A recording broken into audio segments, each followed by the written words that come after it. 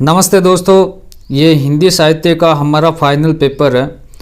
देख लें आप ज़रूर लास्ट तक इसको कि 10 अप्रैल 2023 को इसमें से काफ़ी क्वेश्चन देखने को मिलेंगे। बहुत ज़्यादा मेहनत करके इस प्रश्न पत्र को तैयार किया गया है, तो इस वीडियो को आप अंत तक देखें। चैनल को ज़रूर सब्सक्राइब कर लें। हिंदी साहित्य का जो आपका प्रश्न पत्र रहने वाला है 10 अप्रैल सोमवार को, इसमें आप देख लेना कई क्वेश्चन आपको देखने को मिलेंगे। लिखने का थोड़ा सा आप ध्यान रखें दोस्तों, लिखने की गलती की वजह से आपके नंबर ज़्यादा कटते हैं। आपकी तैयारी बहुत अच्छी है, आप खुद को लगेगा कि कुछ लोग ऐसे होते हैं जिनकी तैयारी कम होती है लेकिन नंबर है वो 100 में से 95, 97, 99 तक लेकर आ जाते हैं। कारण क्या है कि लिखने का तरीका ही है।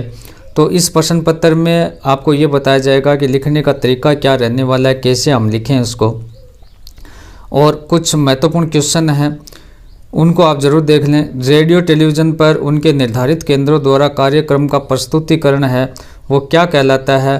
प्रचार कहलाता है, सूचना कहलाता है, समाचार कहलाता है, तो प्रसारण कहलाता है। रेडियो पर प्रसारण होता है। खबर का लिखित रूप क्या कहलाता है? खबर अगर लिखित हुई है तो कॉलम नहीं होता है, इंट्रो नहीं होता, स्क्रिप्ट नहीं होता। समाचार है ना, तो इस पर लिखित है वो स्क्रिप्ट लिखी जाती है। और नेक्स्ट है किसी रोचक विषय का मन को अच्छा लगने वाला विस्तृत विवरण क्या कहलाता है? फीचर, रिपोर्ट, विज्ञप्ति, ब्लॉग, रिपोर्ट, फीचर, विज्ञप्ति। आपके हिसाब से कौन सा हो सकता है? रिक्त स्थानों की पूर्ति करें। अब सभी के आंसर आपको इसलिए नहीं बताए जाएंगे कि अब तो बिल्कुल आपको तैयारी देखनी है आपकी कि किस प्रकार की तैयारी है, कितने सही होते हैं वो भी आप ज़रूर बताएं दोस्तों। रिक्त स्थानों की पूर्ति आपको करनी है। समाचार प्रसारण के मुख्य रूप से माध्यम है। समाचार प्रसारण के मुख्य रूप से माध्यम कौन से हो सकते हैं? लिखित हो सकता है, प्रिंट हो सकता है, मौखिक हो सकता है ना।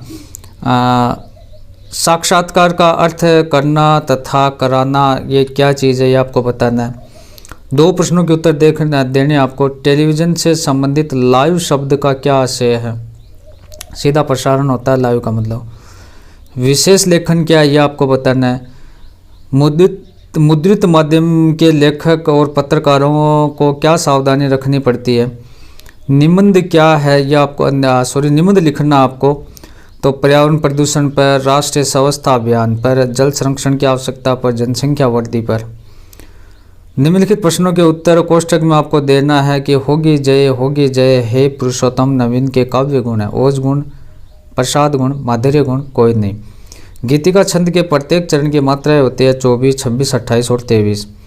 रिक्त स्थानों की पूर्ति करने आपको कि जिससे चित्त आह्लाद से द्रवित हो जाए वह गुण कहलाता है। क्या कहलाता है? समछंद साधारण तथा 2 प्रकार के होते हैं। निम्न प्रश्नों के उत्तर आपको देना है कि काव्य गुण कितने प्रकार के होते हैं, उनके नाम लिखिए। विभावना अलंकार किसे कहते हैं? मोस्ट इंपॉर्टेंट है भाई। निम्न प्रश्नों के उत्तर आपको देना है कि द्रुत विलंबित छंद की परिभाषा एवं उदाहरण आपको लिखना है। व्यक्तिरेख अलंकार के लक्षण आपको लिखना है। पद्यांश को ध्यानपूर्वक आपको पढ़ना है, तो इसे उत्तर देने आपको। मैंने देखा एक बूंद सहसा उछली सागर से झाग से, रंग गए क्षण भर ढलते सूरज की आग से, मुझको दिख गया सुने विराट के सम्मुख, हर आलोक छुआ अपनापन है उन्मोचन नश्वरता के दाग से। अब सागर के झाग से क्या उछलता है? कवि ने किसकी अक्षुण भंगुरता बताई? ढलते सूरज की आग में कौन रंग जाता है? उपयुक्त पंक्तियों में कवि कौन है?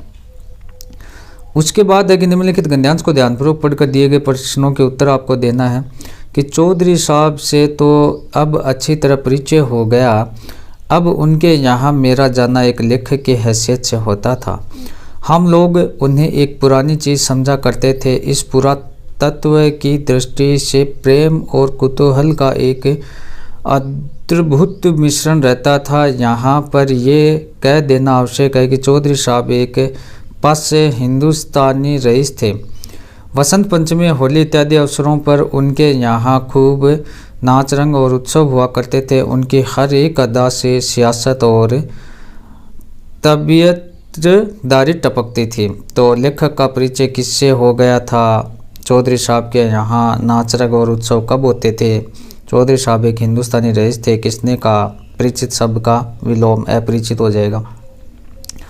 अब देखो ये प्रश्नों के उत्तर आपको देने हैं कि प्रेम धन की छाया स्मृति एक विद्या है, रेखाचित्र, निबंध, यात्रा वृत्तांत और रिपोर्ट। एक मेरा व्लॉग चैनल, इस वीडियो के नीचे डिस्क्रिप्शन में उसका लिंक है, उस चैनल को भी आप जरूर सब्सक्राइब करें दोस्तों। नत नयनों में कौन सा अलंकार है? रूपक है, वक्रोक्ति है, उपमा, अनुप्रास है। बालक बच गया निबंध किससे संबंधित है? कच्चा चिट्ठा, घड़ी के पुर्जे, ढेले चुन लो, सुमिरन के मन के। पंचवटी का वर्णन कवि ने किया पहले छंद में, तीसरे छंद में, दूसरे छंद में, चौथे छंद में। बनारस की पूर्णिमा और रिक्तता को कवि ने किस प्रकार दिखाया? वसंत आया कविता में कवि की चिंता क्या है? लेखक सेवाग्राम कब और क्यों गया? कहानी में लेखक ने शेर को किस बात का प्रतीक बताया? फिर ये देखो अंतराल से क्वेश्चन है खंड द के, वो भी देखें। सूरदास की झोंपड़ी पाठ का क्या संदेश था? प्रेमचंद ने झोंपड़ी की आग की तुलना किससे की? भसीण क्या है, इसका उपयोग क्या है, ये आपको बताना है। विश्वनाथ पर क्या अत्याचार हो रहा था? लेखक ने चंबल के बारे में क्या बताया? बहुत ही इंपॉर्टेंट क्वेश्चन है आप लोगों के लिए। निम्नलिखित ये एक पद्यांश और दे रखा है, उसको आप देख लें कि पथ है बंद है, पीछे अचल है, पीठ पर धक्का प्रबल, मत सोच बढ़ चल तू अभय ले, बाहु के उत्साह चल, जीवन समर के सैनिकों के संभव असंभव को करो, पथ पथ में निमंत्रण दे रहा है, आगे कदम। ओ बैठने वाले तुझे देगा न कोई बैठने, पल पल समर नूतन सुमन शख्स न देगा लेटने, आराम संभव है नहीं जीवन सतत संग्राम है। बढ़ चल मुसाफिर घर हर कदम धर कदम, आगे कदम।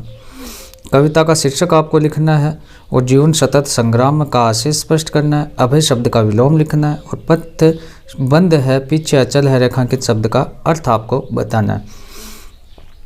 ये एक पद्यांश और ऐसे भी थोड़ा देख लें। समाज में एक और जीवन की स्थिरता है, इसकी ओर परिवर्तनशीलता। समाज जब तक दृढ़तापूर्वक किसी नियम का पालन नहीं करेगा तब तक उसकी उन्नति नहीं होगी। इसलिए समाज की एक मर्यादा बन जाती है कि समाज के सभी व्यक्तियों को उस मर्यादा का पालन करना पड़ता है। जो लोग समाज को नए पथ का दर्शन कराते हैं उन्हें कष्ट सहना पड़ता है। सभी तरह के कष्टों को सहकर वे समाज के कल्याण के लिए अपने कार्यों में दृढ़तापूर्वक लगे रहते हैं। अंत में सत्य निष्ठा के कारण वे समाज में सुधारक कहे जाते हैं।